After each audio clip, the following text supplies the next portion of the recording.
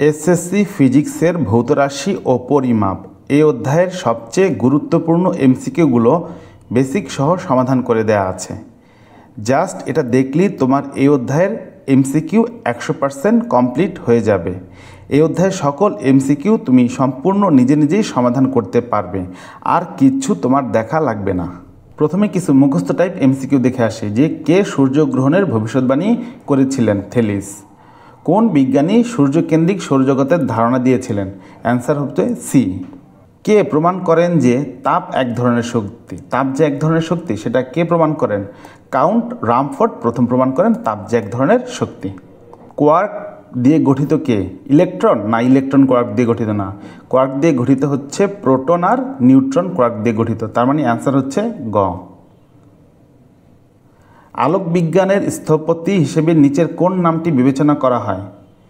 ইবনে আল হাইয়ামকে বলা হয় আলোক বিজ্ঞানের স্থপতি। সূর্যকেন্দ্রিক সৌরজগতের প্রবক্তা কোন বিজ্ঞানী? সূর্যকেন্দ্রিক কোন বিজ্ঞানী এই ধারণার প্রবক্তা? সূর্যকেন্দ্রিক সৌরজগৎ, সেটা হচ্ছে গ্যালিলিও। পরীক্ষামূলক পদ্ধতি বৈজ্ঞানিক পদ্ধতির প্রবক্তাকে? পরীক্ষামূলক বৈজ্ঞানিক পদ্ধতির প্রবক্তাকে?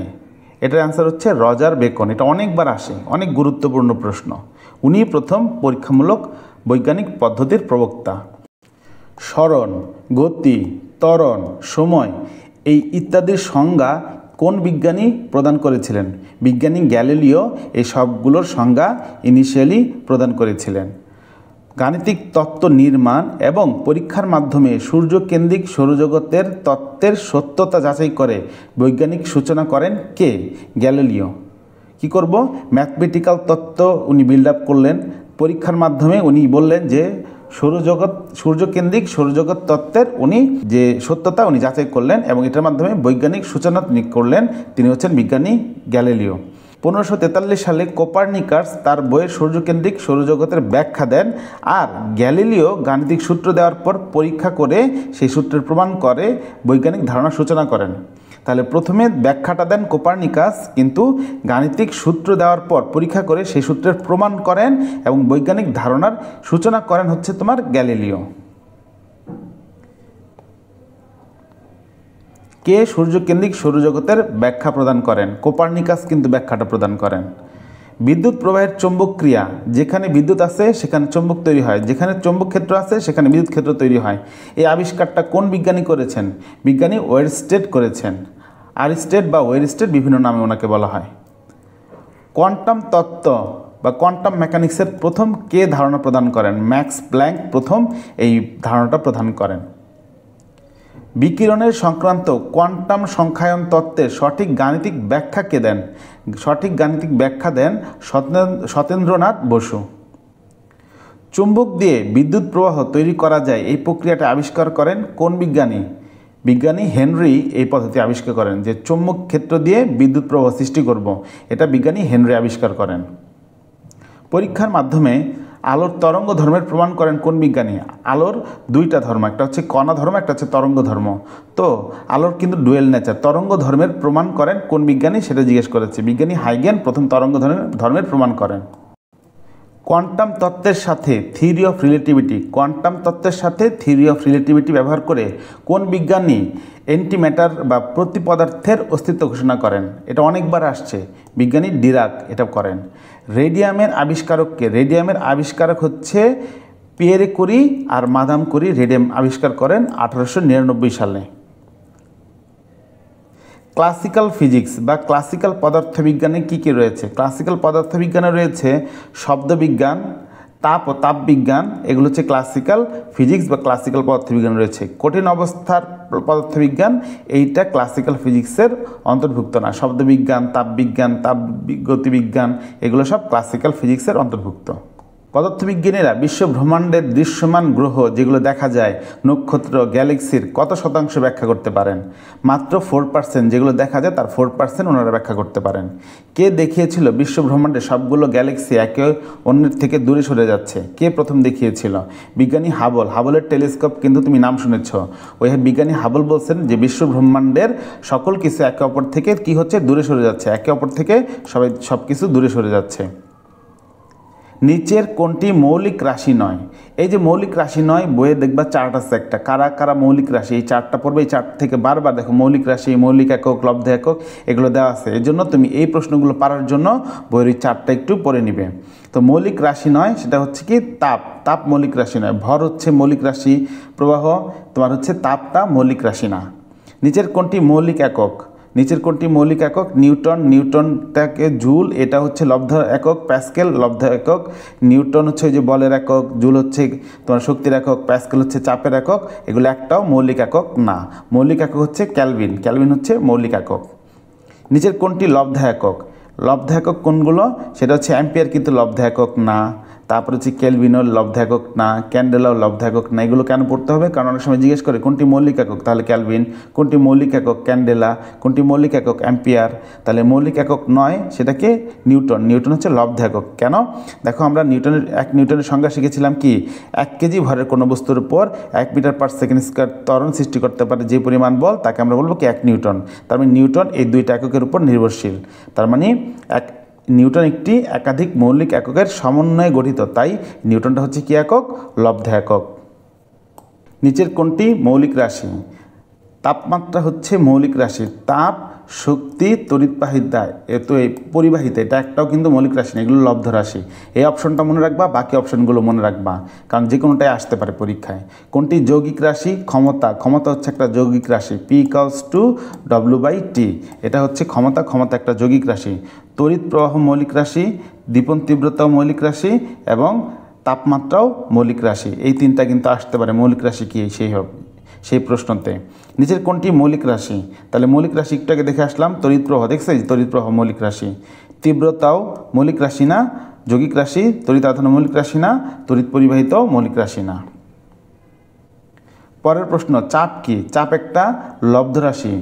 P=F/A, এটা কিন্তু বল আর ক্ষেত্রফল থেকে পাওয়া যায়, তার মানেই হচ্ছে এটা একটা লব্ধ রাশি, কথা সত্য। এটার ভেক্টর রাশি না, এটার কোনো দিক নাই, ঠিক আছে, নির্দিষ্ট দিক নাই, তার মানে এটা হচ্ছে লব্ধ রাশি এবং এটা একটা স্কেলার রাশি। তাহলে অ্যান্সার হচ্ছে কত? খ নাম্বারটা। মৌলিক রাশি, মৌলিক রাশি কি কি? সেটা হচ্ছে মৌলিক রাশি কি অন্য রাশির উপর নির্ভর করে না। ইয়েস, মৌলিক রাশি অন্য রাশির উপর নির্ভর করে না। ভালো মতন ব্যাখ্যাটা পড়বে, এটা কাজে লাগবে। তারপরে 2 নাম্বার, কালের বিবর্তনে সময়ের সাথে সাথে কোনো পরিবর্তন হবে না। ইয়েস, তাহলে মৌলিক রাশি অন্যের উপর নির্ভর করে না। তারপর হচ্ছে কালের অন্য রাশির উপর নির্ভর করে না এবং সময়ের সাথে সাথে এর কোনো পরিবর্তন হয় না। মৌলিক রাশি একটা লব্ধ রাশি না, মৌলিক রাশি একটা লব্ধ রাশি হবে না। তার মানে অ্যান্সার হচ্ছে ক নাম্বারটা। প্রোটনের ব্যাসার্ধ, সৌরজগতের ব্যাসার্ধ, এই ধরনের ব্যাসার্ধগুলো একটু পড়বে। প্রোটনের ব্যাসার্ধ কত? আমরা জানি 10⁻15 মিটার, 10⁻15 মিটার। সৌরজগতের ব্যাসার্ধ কত? সৌরজগতের ব্যাসার্ধ হচ্ছে 6 × 10⁻12 মিটার, 6 × 10⁻12 মিটার। নিউক্লিয়াসের ব্যাসার্ধ থেকে পরমাণুর ব্যাসার্ধ কত গুণ বড়? নিউক্লিয়াসের ব্যাসার্ধ থেকে পরমাণুর ব্যাসার্ধ প্রায় 1 লক্ষ গুণ বড়, 1 লক্ষ গুণ বড়। তারপর আসি লব্ধ রাশির উদাহরণ কি? লব্ধ রাশির উদাহরণ কি? দেখছো একটু আগে যেগুলো পড়লা সেখান থেকে আসছে। লব্ধ রাশির উদাহরণ ক্ষমতা, হ্যাঁ ক্ষমতা লব্ধ রাশির উদাহরণ। তারপরে তড়িৎ তীব্রতা, হ্যাঁ তড়িৎ তীব্রতা লব্ধ রাশির উদাহরণ। দীপন তীব্রতা কিন্তু মৌলিক রাশির উদাহরণ, তাহলে দীপন তীব্রতা হবে না। তাহলে অ্যান্সার কত? ক নম্বরটা। ঘনকোণের একক কোনটি? স্টেরেডিয়ান, স্টেরেডিয়ান হচ্ছে ঘনকোণের একক। তারপর হচ্ছে গিগাবাইট সমান কত বাইট? গিগাবাইট সমান কত বাইট? 10⁹ বাইট হচ্ছে 1 গিগাবাইট। 1 পিকোমিটার, যে পিকোমিটার, মাইক্রোমিটার, হচ্ছে ন্যানোমিটার, এগুলো সব ভালো করে পড়বে। 1 পিকোমিটার, পিকোমিটারকে অনেক সময় PM দিয়েও লেখা হয়। 1 পিকোমিটার সমান সমান কত সেন্টিমিটার? 10⁻10 সেন্টিমিটার, 10⁻10 সেন্টিমিটার হচ্ছে 1 পিকোমিটার। এককের গুণিতক বা উপসর্গের ক্ষেত্রে নিচের কোন সম্পর্কটি সঠিক? টেরাটা বড়, পিকোটা ছোট। টেরাটা বড়, বলে না টেরাবাইট, আর পিকো, টেরাবাইট কিন্তু অনেক বড় একটা, আর হচ্ছে 10⁻ সামথিং এরকম বড় একটা হয়, আর হচ্ছে 10⁻⁻ হয়। তাহলে বুঝতে পারতেছি টেরাবাইটটা হচ্ছে বড়, পিকোটা হচ্ছে কি ছোট।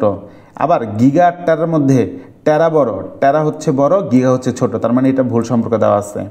তারপর হচ্ছে এখানে এক্সা বড়, এত ছোট, তার মানে এখানেও এটা ভুল সম্পর্ক দেওয়া আছে।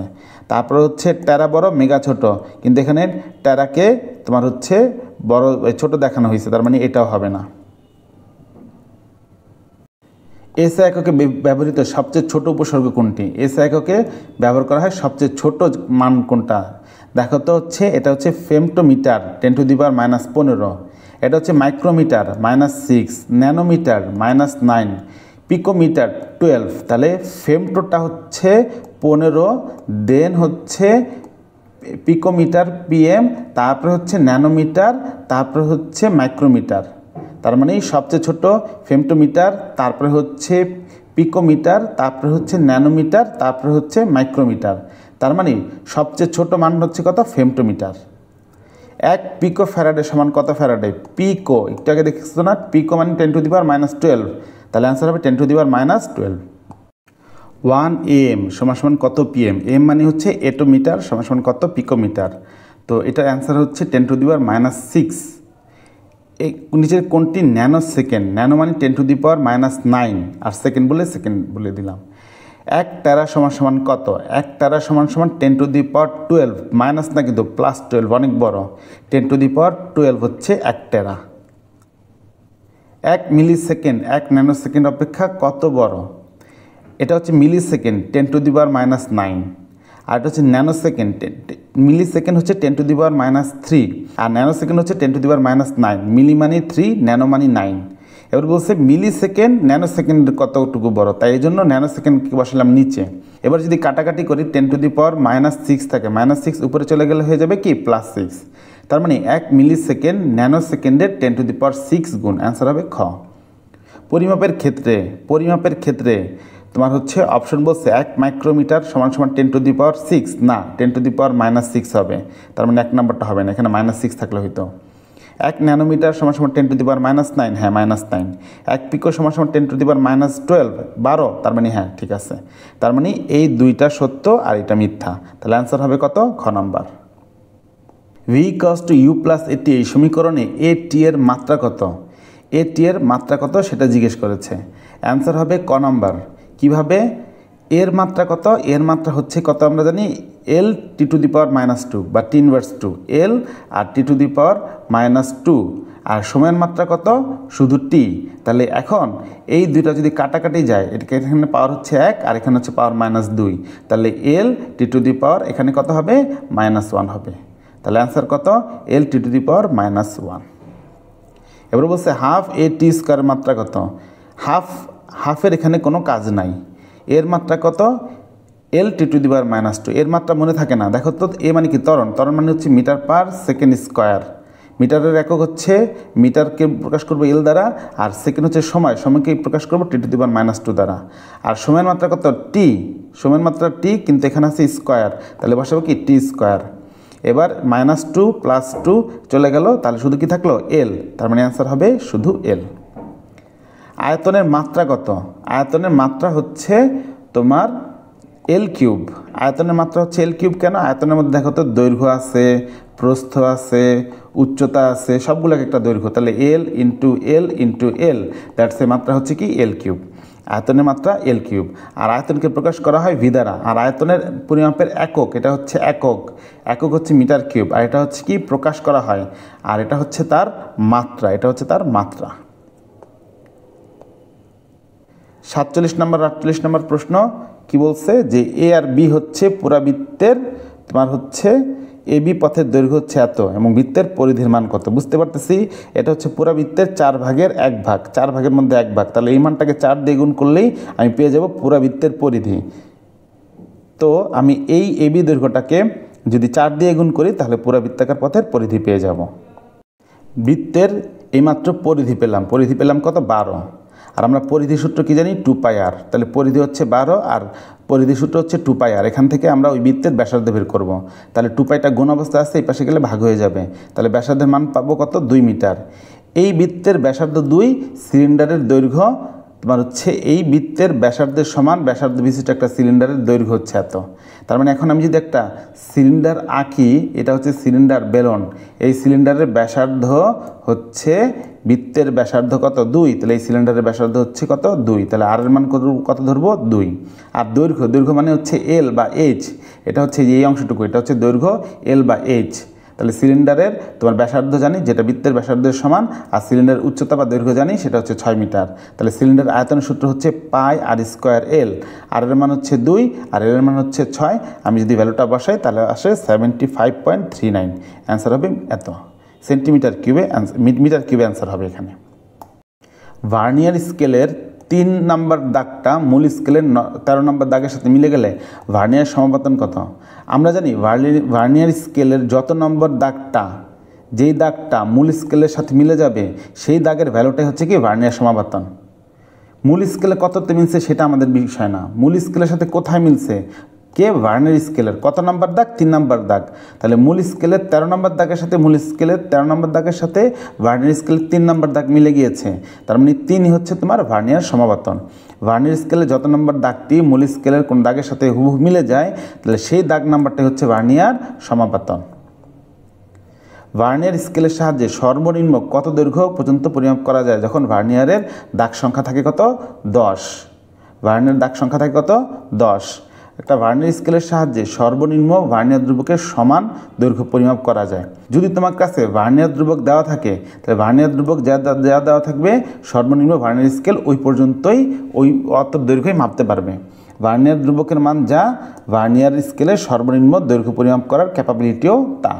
এখন ভার্নিয়ার ধ্রুবকটা বের করবো। ভার্নিয়ার কনস্ট্যান্টের সূত্র জানো, ভিসি ভার্নিয়ার কনস্ট্যান্ট মূল স্কেলের ক্ষুদ্রতম এক ঘরের দৈর্ঘ্য ডিভাইড বাই ভার্নিয়ার স্কেলের ভাগ সংখ্যা। মূল স্কেলের ক্ষুদ্রতম এক ঘরের দৈর্ঘ্য 1 মিলিমিটার, আর ভার্নিয়ার স্কেলের ভাগ সংখ্যা কত প্রশ্ন দেওয়া আছে?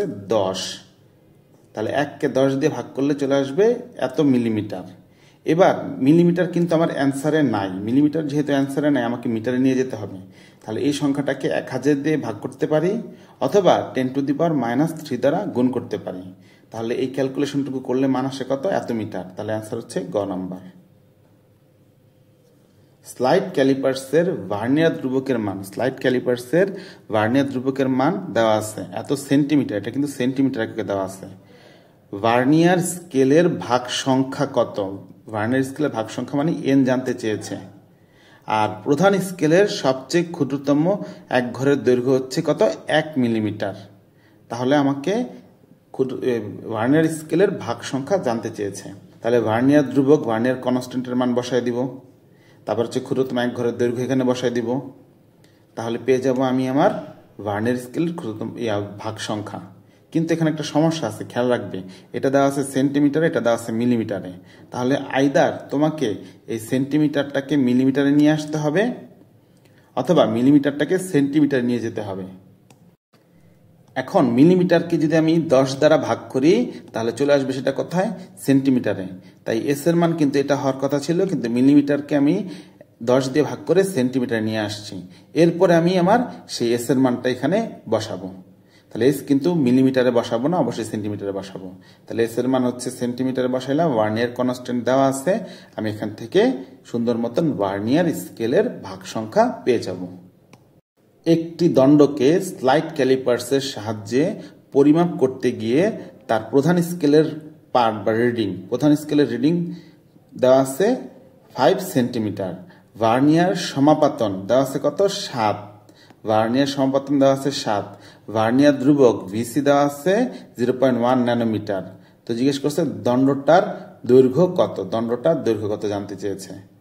তো এটা দেওয়া আছে সেন্টিমিটারে, এটা দেওয়া আছে মিলিমিটারে। তাহলে মিলিমিটারকে সেন্টিমিটারে আনতে গেলে কত দিয়ে ভাগ করব? 10 দিয়ে ভাগ করব মাস্ট। দেখছো কত ইম্পর্টেন্ট, কতবার আসছে। তাহলে এটা দিয়ে 10 দিয়ে ভাগ করলে আমার কত চলে আসলো? এটা সেন্টিমিটারে চলে আসলো। মেন স্কেল রিডিং বসাবো, ভার্নিয়ার সমাপতন বসাবো, ভার্নিয়ার ধ্রুবক অবশ্যই সেন্টিমিটারকে বসাবো কারণ সেন্টিমিটার দেখে, দেন আমার বের হয়ে আসবে দৈর্ঘ্য। তাহলে 5 সেন্টিমিটার বসালাম এম এর মান, আর ভার্নিয়ার সমাপতন হচ্ছে 7, আর ভার্নিয়ার কনস্ট্যান্ট হচ্ছে 0.1 মিলিমিটার ছিল, 10 দিয়ে ভাগ করে সেন্টিমিটার নিয়ে আসলাম, অ্যান্সার চলে আসলো 5.07। একটি স্লাইড ক্যালিপার্সের প্রধান স্কেলের ক্ষুদ্রতম এক ঘরের দৈর্ঘ্য 1 মিলিমিটার। প্রধান স্কেলের ক্ষুদ্রতম এক ঘরের দৈর্ঘ্যকে আমরা ধরি কি? আমরা এস। ভার্নিয়ার স্কেলের ভাগ সংখ্যা হচ্ছে এন। ভার্নিয়ার ধ্রুবক ভিসি এর মান কত? দেখো কতবার আসছে এই অঙ্কগুলো, অসংখ্যবার আসছে, এগুলো আসবে, একটা সিকিউতেও দেখবা গিয়ে এগুলো চলে আসতে পারে। তো আমরা এস হচ্ছে কত? 1 মিলিমিটার, আর ভাগ সংখ্যা তো 10, ভাগ করলে আমার ভার্নিয়ার কনস্ট্যান্ট চলে আসলো 0.1 মিলিমিটার। এটা কিন্তু মিলিমিটারে আছে, এটা কিন্তু অ্যান্সার মিলিমিটারে আছে। কিন্তু দেখো তো মিলিমিটারের সাথে কিন্তু এই অ্যান্সার মিলে না, তার মানে এটা মিলিমিটারে অ্যান্সারটা রাখা যাবে না, আইদার সেন্টিমিটারে অথবা মিটারে নিয়ে যেতে হবে। এটাকে 100 দিয়ে ভাগ করলে হচ্ছে তোমার 10 দিয়ে ভাগ করলে তোমার সেন্টিমিটারে চলে আসবে, আর 1000 দিয়ে ভাগ করলে তোমার হচ্ছে মিটারে চলে আসবে। প্রথমে আমরা 10 দিয়ে ভাগ করে দেখব যে এটা সেন্টিমিটারের সাথে মিলে যায় কিনা। প্রথমে 10 দিয়ে ভাগ করে দেখলাম সেন্টিমিটার এবং এটা অ্যান্সারের সাথে মিলে গেছে, তাহলে প্রথমটাই হচ্ছে আমার অ্যান্সার। একটি স্লাইড ক্যালিপার্সের মূল স্কেলের ঘর ভার্নিয়ার স্কেলের 20 ঘরের সমান হলে ভার্নিয়ার ধ্রুবকের মান কত? মূল স্কেলের 9 ঘর ভার্নিয়ার স্কেলের 20 ঘরের সমান হলে ভার্নিয়ার ধ্রুবকের মান কত জিজ্ঞেস করেছে। তো vernier constant is equals two ক্ষুদ্রতম এক ঘরের দৈর্ঘ্য ডিভাইড বাই ভাগ সংখ্যা। 20 ঘর হচ্ছে ওর এন এর মান, আর ক্ষুদ্রতম এক ঘরের দৈর্ঘ্য 1 মিলিমিটার। এটা হচ্ছে তুমি জানো সাধারণত র্যান্ডম যে কোনো স্কেলের মূল স্কেলের তোমার হচ্ছে ক্ষুদ্রতম এক ঘরের দৈর্ঘ্য থাকে 1 মিলিমিটার। 1 মিলিমিটার এখানে বসাবো আর ভাগ সংখ্যা বসাবো 20, তাহলে চলে আসবে মিলিমিটার অ্যান্সার। তাহলে অ্যান্সার কত? ক নাম্বার। স্লাইড ক্যালিপার্সের ভার্নিয়ার স্কেলের ভাগ সংখ্যা 20, এন এর মান 20 দেওয়া আছে, 5 ঘরের দৈর্ঘ্য কত? তাহলে ভাগ সংখ্যা 20 দেওয়া আছে, এটা বসাবো। আর মূল স্কেলের ক্ষুদ্রতম এক ঘরের দৈর্ঘ্য আমরা ধরে নিলাম 1 মিলিমিটার, সাধারণত 1 মিলিমিটারই থাকে, তাই আমরা 1 মিলিমিটার ধরে নিব। তাহলে এই জায়গায় পেলাম এস আর এখানে পেলাম এন। এস কে এন দ্বারা ভাগ করলে আমরা পেয়ে যাব কি? Vernier constant. ভার্নিয়ার কনস্ট্যান্টের মান যা আসবে, এবার তোমাকে যত ঘর বের করতে বলবে তত ঘর দিয়ে গুণ করব। ভার্নিয়ার কনস্ট্যান্টকে তোমাকে যদি বলে 5 ঘরের দৈর্ঘ্য 5 দিয়ে গুণ করবো, 10 ঘরের দৈর্ঘ্য বললে 10 দিয়ে গুণ করব। তাহলে ভার্নিয়ার কনস্ট্যান্টকে ঘর সংখ্যা যত দিয়ে গুণ করলে পেয়ে যাব 5 ঘরের দৈর্ঘ্য।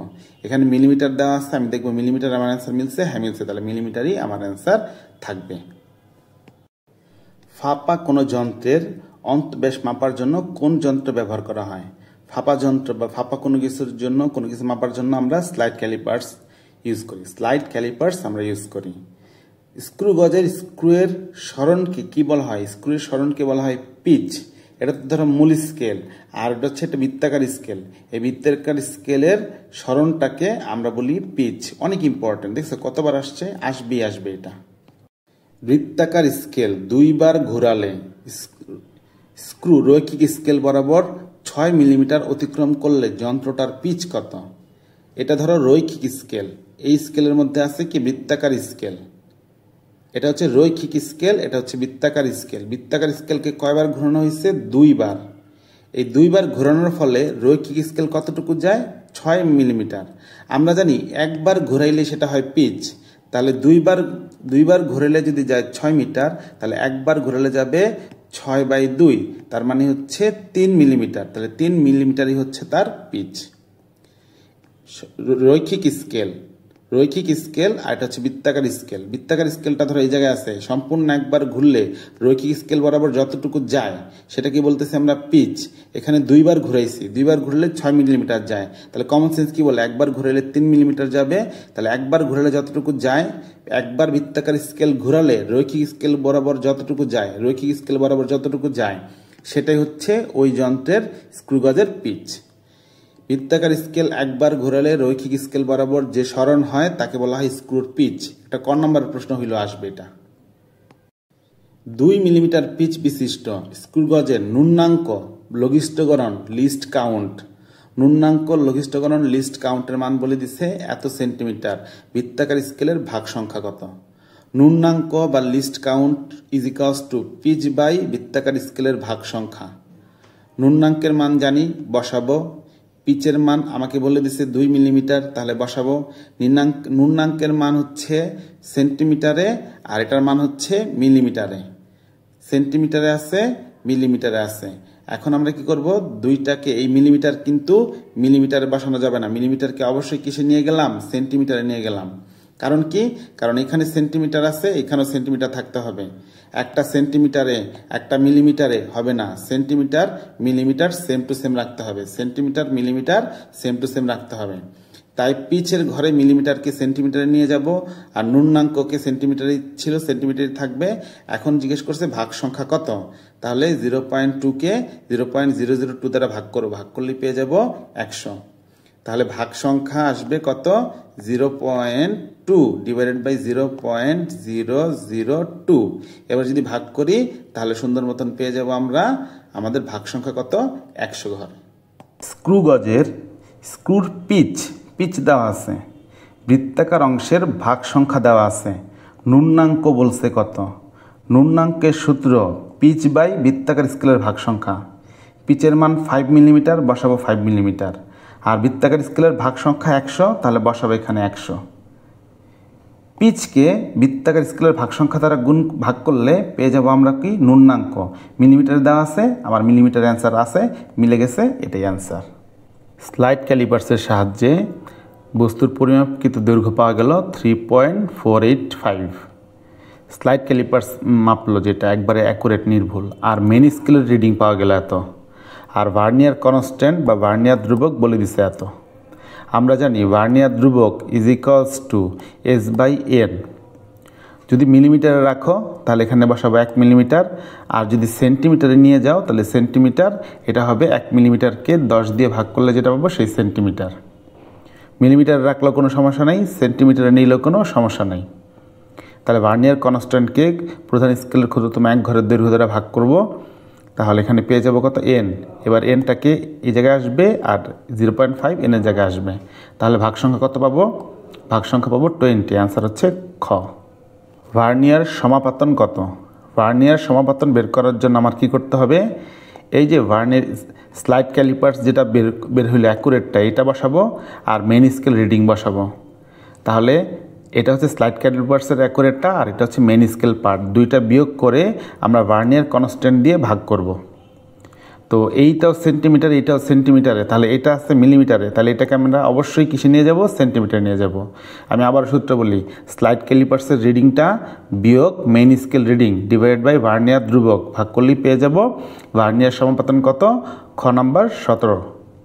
একটা তারের প্রস্থচ্ছেদের ক্ষেত্রফল। প্রস্থচ্ছেদের ক্ষেত্রফল কি? ধরো এটা একটা তার, এই তারের এই যে এই প্রস্থচ্ছেদের ক্ষেত্রফল, ধরো তোমার এই কলমটাকে তুমি মাঝ বরাবর কেটে দিলে, তাহলে কি দেখো এরকম একটা অংশ পাও, সেটাকে বলতেছি আমরা প্রস্থচ্ছেদের ক্ষেত্রফল। প্রস্থচ্ছেদের ক্ষেত্রফল দেওয়া আছে। ক্ষেত্রফল নির্ণয়ে স্ক্রু গজের রৈখিক স্কেলের পার্ট পাওয়া যায় 2 মিলিমিটার, এটা হচ্ছে রৈখিক স্কেল পার্ট। আর বৃত্তাকার স্কেল পার্ট পাওয়া যায় এত মিলিমিটার। বৃত্তাকার স্কেলটির মোট ভাগ সংখ্যা দেওয়া আছে 100, যন্ত্রটার পিচ দেওয়া আছে, তাহলে 1, 2, 3, 4টে ইনফরমেশন দেওয়া আছে। বৃত্তাকার স্কেলের কত নম্বর দাগ রৈখিক স্কেলের সাথে হুবহু মিলে যাবে? বৃত্তাকার স্কেলের কোন দাগের সাথে রৈখিক স্কেলের দাগ হুবহু মিলে যাবে? তো বৃত্তাকার স্কেলের পার্ট ইজ ইকুয়ালস টু নুন্নাঙ্ক ইন্টু বৃত্তাকার স্কেলের দাগ সংখ্যা বা ভাগ সংখ্যা। বৃত্তাকার স্কেলের পার্ট আমরা জানি, বসাবো। তারপরে নুন্নাঙ্কের মান হচ্ছে আমরা জানি, তাহলে বসাবো এই জায়গায়। আর বৃত্তাকার স্কেলের দাগ সংখ্যা আমরা জানি না, সেটাই আমরা এখন বের করব। বৃত্তাকার স্কেলের পার্ট যা ছিল বসাই দিলাম। আর নুন্নাঙ্ক বলতে তো আমরা জানি যে আমরা হচ্ছে এই যে পিচকে বৃত্তাকার স্কেলের ভাগ সংখ্যা দ্বারা ভাগ করব। নুন্নাঙ্ক বের করার জন্য আমরা পিচকে বৃত্তাকার স্কেলের ভাগ সংখ্যা দ্বারা ভাগ করব। এটা কী জন্য বের করতেছি? নুন্নাঙ্ক বের করার জন্য। নুন্নাঙ্ক বের করার জন্য পিচকে বৃত্তাকার স্কেলের ভাগ সংখ্যা দিয়ে ভাগ করব, তাহলে পেয়ে যাবে আমার নুন্নাঙ্ক। আর বৃত্তাকার স্কেলের পার্ট হবে নুন্নাঙ্ক ইন্টু বৃত্তাকার স্কেলে যতগুলো ঘর দাগ কাটা আছে সেটা, তাহলে 1/100। এই পাশে যদি গুণ করি তাহলে কত পাই? 40। তাহলে বৃত্তাকার স্কেলের দাগ সংখ্যা কত? বৃত্তাকার স্কেলের সাথে রৈখিক স্কেল কোথায় মিলে যাবে? 40 ঘরে গিয়ে মিলে যাবে। বলছে তারটার প্রস্থচ্ছেদের ক্ষেত্রফল বের করো। তাহলে তার প্রস্থচ্ছেদের ক্ষেত্রফল বের করার জন্য আমাদের কাছে কি ইনফরমেশন দেওয়া আছে দেখো। রৈখিক স্কেল পার্ট 2, বৃত্তাকার স্কেল পার্ট 0.4। তাহলে কি করব? 2 + 0.4 পেয়ে গেলাম। আমরা এটা পেয়ে গেলাম কি? ব্যাস। এটা হচ্ছে রৈখিক স্কেল পার্ট, এটা হচ্ছে বৃত্তাকার স্কেল পার্ট, দুটা যোগ করলে পেয়ে গেলাম ব্যাস। এটা কিন্তু ব্যাস পেয়ে গেলাম। ব্যাসকে 2 দিয়ে ভাগ করলে কি পাবো? ব্যাসার্ধ। এবার ক্ষেত্রফলের সূত্র হচ্ছে a=πr²। তাহলে আর এর মান কত? 1.2 মিলিমিটার। তাহলে এইটার মান বসাইলে আমরা পেয়ে যাব তারের প্রস্থচ্ছেদের ক্ষেত্রফল। অ্যান্সার হচ্ছে 4.524 মিলিমিটার স্কোয়ার। পিচ দেওয়া আছে, লঘিষ্ঠ গণন দেওয়া আছে। লঘিষ্ঠ গণন বা পিচ দেওয়া আছে। এই লঘিষ্ঠ গণনকে আমরা অনেক সময় বলি ন্যূনাঙ্ক বা লিস্ট কাউন্ট, এলসি। এলসি বলো, লিস্ট কাউন্ট বলো, লঘিষ্ঠ গণন বলো, কোনো সমস্যা নেই। এটা হচ্ছে পিচ দেওয়া আছে। আর একটা স্ক্রু গজের সাহায্যে তারের ব্যাস এত পাওয়া গেল। বৃত্তাকার স্কেলের ঘর সংখ্যা কত? বৃত্তাকার স্কেলের ঘর সংখ্যা জানতে চেয়েছে। তাহলে আমরা কি করব? পিচকে আমরা ন্যূনাঙ্ক বা লঘিষ্ঠ গণনের সূত্র কী ছিল? যে পিচ ডিভাইডেড বাই বৃত্তাকার স্কেলের ভাগ সংখ্যা, তাই না? এটা ছিল। এখন আমরা এই জিনিসটাকে এই জায়গায় নিয়ে আসবো আর লিস্ট কাউন্টটাকে এই জায়গায় নিয়ে আসবো। তার মানে সহজ সূত্র কি? বৃত্তাকার স্কেলের ঘর সংখ্যা, দাগ সংখ্যা, ভাগ সংখ্যা = পিচ বাই লঘিষ্ঠ গণন বা ন্যূনাঙ্ক। পিচের মান জানি বসাই দিব, লঘিষ্ঠ গণনের মান জানি বসাই দিব। দুইটাই মিলিমিটার আছে, কোনো চেঞ্জ করার দরকার নেই। পেয়ে যাব বৃত্তাকার স্কেলের ঘর সংখ্যা বা দাগ সংখ্যা বা ভাগ সংখ্যা কত? 50। তারের ব্যাস মাপার জন্য বৃত্তাকার স্কেলকে 7 বার ঘোরাতে হবে। তারের ব্যাস মাপার জন্য বৃত্তাকার স্কেলকে 7 বার ঘোরাতে হবে না। তারের ব্যাস মাপার জন্য বৃত্তাকার স্কেলকে 7 বার ঘোরাতে হবে না। বৃত্তাকার স্কেলকে 14 বার ঘোরাতে হবে। আর এই জায়গায় বলছি বৃত্তাকার স্কেলকে 7 বার ঘোরাতে হবে। তাহলে 7 বার ঘোরাতে হবে না, 14 বার ঘোরাতে হবে। কীভাবে বুঝলাম? পিচ কি দেখো তো, রৈখিক স্কেল বরাবর বৃত্তাকার স্কেলটা একবার ঘুরলে, বৃত্তাকার স্কেল একবার ঘুরলে রৈখিক স্কেল বরাবর যতটুকু দূরত্ব অতিক্রম করে সেটাকে বলি আমরা পিচ। তাহলে পিচ হচ্ছে 1/2 মিলিমিটার। আর এখানে অ্যান্সার আসছে 7। তাহলে হাফকে 14 দিয়ে গুণ করলেই তো কেবল 7 আসা সম্ভব।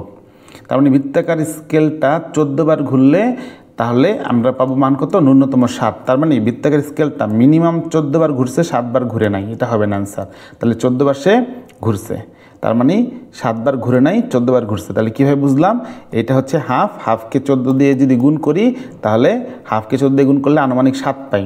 তার মানে বৃত্তাকার স্কেলটা পিচ মানে একবার ঘূর্ণন মানে সে 14 বার ঘুরে এই ব্যাসটার কাউন্ট করেছে।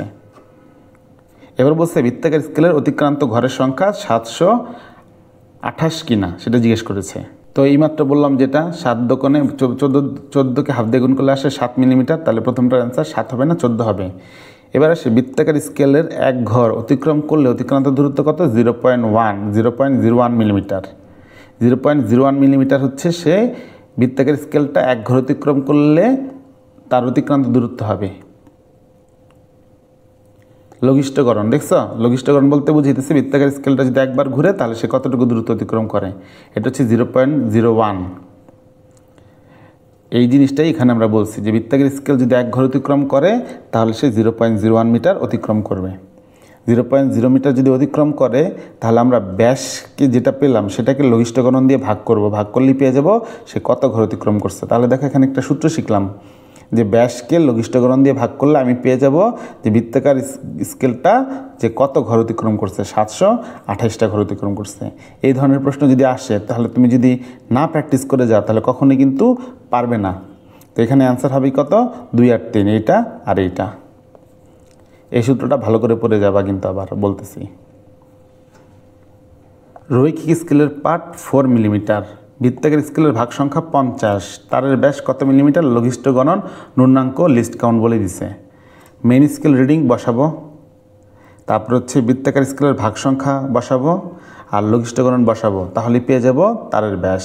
এটা কিন্তু একটা ফর্মুলা, এই ফর্মুলা তোমরা অনেকবার শিখেছ।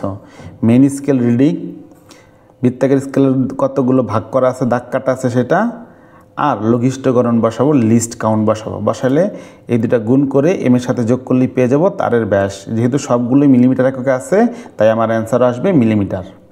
স্লাইড ক্যালিপার্সের সাহায্যে একটা দণ্ডের দৈর্ঘ্য নির্ণয়ের ক্ষেত্রে মেইন স্কেলের পার্ট এম, ভার্নিয়ার ধ্রুবক ভিসি, ভার্নিয়ার সমাপতন ভি হলে দণ্ডের দৈর্ঘ্য এল নির্ণয়ের সূত্র কি? মেইন স্কেল রিডিং লিখব, তারপর ভার্নিয়ার সমাপতনকে ভার্নিয়ার কনস্ট্যান্ট দিয়ে গুণ করে তারপর মেইন স্কেল রিডিংয়ের সাথে যোগ করলেই পেয়ে যাব তারের অ্যাকচুয়াল দৈর্ঘ্য। তাহলে সূত্র হচ্ছে কি? খ নাম্বার।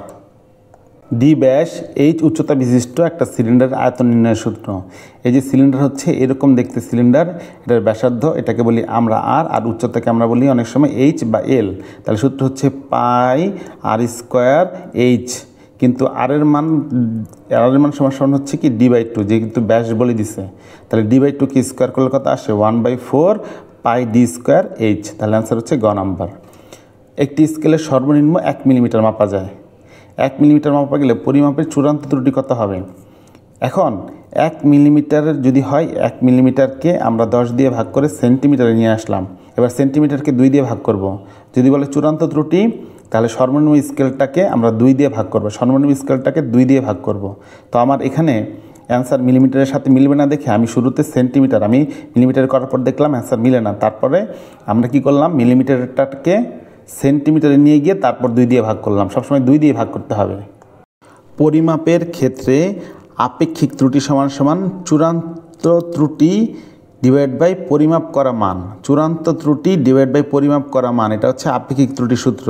হ্যাঁ, প্রথমটা সত্য। পরে হচ্ছে ভার্নিয়ার ধ্রুবক ইজিকালস টু হচ্ছে ক্ষুদ্রতম এক ঘরের দৈর্ঘ্য আর হচ্ছে ভার্নিয়ার স্কেলের ভাগ সংখ্যা। হ্যাঁ, কারণ ভার্নিয়ার ধ্রুবক ইজিকালস টু কী লিখতাম আমরা, S/N। তাহলে এই সূত্রটা সঠিক। এবার লঘিষ্ঠ গণন বা ন্যূনাঙ্ক বা লিস্ট কাউন্ট, এটাকে 3টা নামে জানা হয়। লঘিষ্ঠ গণন, লিস্ট কাউন্ট, ন্যূনাঙ্ক। এটা সূত্র হচ্ছে উপরে হবে পিচ আর নিচে হবে বৃত্তাকার স্কেলের ভাগ সংখ্যা। কিন্তু এখানে উল্টা দিছে, যদি এটা উপরে থাকতো আর এটা যদি নিচে থাকতো তাহলে প্রশ্নটা সঠিক হইতো। তার মানে এই অংশটা ভুল। তার মানে অ্যান্সার হবে 1 আর 2। তারের ব্যাসার্ধ পরিমাপের দ্বিগুণ ত্রুটি হচ্ছে 1%। প্রস্থচ্ছেদের ক্ষেত্রফল নির্ণয়ে আপেক্ষিক ত্রুটির মান কত? এই জায়গায় একটা ফর্মুলা শিখিয়ে দিই। যদি ব্যাসার্ধ পরিমাপের ত্রুটি যা, তাকে 2 দিয়ে গুণ করলে পাবো ক্ষেত্রফল পরিমাপের ত্রুটি, ক্ষেত্রফল পরিমাপের ত্রুটি। আর ব্যাসার্ধ পরিমাপের ত্রুটি যা, তাকে 3 দিয়ে গুণ করলে পাবো সেটা। তার মানে ব্যাসার্ধ যদি হয় 1, ক্ষেত্রফলের পরিমাপের ত্রুটি হচ্ছে 2, আর আয়তন পরিমাপের ত্রুটি হচ্ছে কত? 3।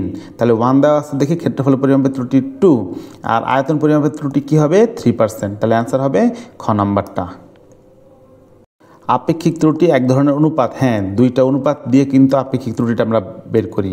তাই আপেক্ষিক ত্রুটি ওয়ান সর্ট অফ অনুপাত। এবার বলছে সত্যিকারের ত্রুটি পরিমাপ করা যায়। আপেক্ষিক ত্রুটি দিয়ে সত্যিকারের ত্রুটি পরিমাপ করা যায় না, কারণ আপেক্ষিক শব্দটার মধ্যেই বলে দিচ্ছে কিন্তু আপেক্ষিক ত্রুটি, তার মানে সত্যিকারের ত্রুটি পরিমাপ করা যায় না। সাধারণ স্কেলের তুলনায় ভার্নিয়ার স্কেলে কম হয়। হ্যাঁ, সাধারণ স্কেলে আপেক্ষিক ত্রুটির মানটা অনেক বেশি হয়, কারণ সে অ্যাকুরেটলি মাপতে পারে না। আর ভার্নিয়ার স্কেলটা একটু বেশি সূক্ষ্মভাবে মাপতে পারে দেখে ওর ক্ষেত্রে ত্রুটিটা কি হয়? কম হয়।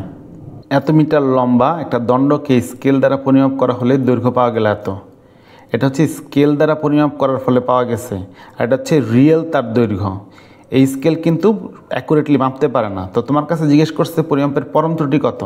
তো পরম ত্রুটি বের করার জন্য আমরা কী করি? বড় মান বিয়োগ ছোট মান। তাহলে হচ্ছে বড় দৈর্ঘ্য বিয়োগ ছোট দৈর্ঘ্য, তারপরে মডুলাস দিই। মডুলাস দিই মানে কি হচ্ছে পরম মান, মানে হচ্ছে এখানে শুধু আমরা ভ্যালুটা নিব, চিহ্ন দিব না। যেহেতু 2টাই সেন্টিমিটার, তাই অ্যান্সার আসলো আমার সেন্টিমিটারে। তো আমি সেন্টিমিটারের সাথে মিলিয়ে দেখলাম যে এখানে কোনো সেন্টিমিটার নাই, সবগুলো মিলিমিটারে নিয়ে গেছে। তাই আমরা এই অ্যান্সারটাকে 10 দিয়ে গুণ করে মিলিমিটারে নিয়ে গেলাম। তাহলে আমাদের অ্যান্সার হইল কত? খ নাম্বারটা। দণ্ডটির পরিমাপের আপেক্ষিক ত্রুটি কত? দেখো, আমরা এখানে পরম ত্রুটিটা পেয়ে গেলাম। এইটা যদি আমি বিয়োগ, এই মানটাকে আমরা চূড়ান্ত ত্রুটি ধরে নিব। আর পরিমাপকৃত মান কত দেওয়া আছে? 17.6। তাহলে এটাকে যদি আমি ভাগ করি এবং পার্সেন্টেজ যেহেতু 100 দিয়ে গুণ করি, তাহলে আমরা পেয়ে যাব দণ্ডের পরিমাপের আপেক্ষিক ত্রুটি কত। তাহলে আমরা আপেক্ষিক ত্রুটি যে সিকিউতে অঙ্ক করলাম সেই সূত্র দিয়ে আমরা এখানে আপেক্ষিক ত্রুটি বের করছি। উপরে চূড়ান্ত ত্রুটি আর এটা হচ্ছে পরিমাপকৃত মান দিয়ে ভাগ করে 100 দিয়ে গুণ করলেই পেয়ে যাব আমাদের পরিমাপকৃত আপেক্ষিক ত্রুটি।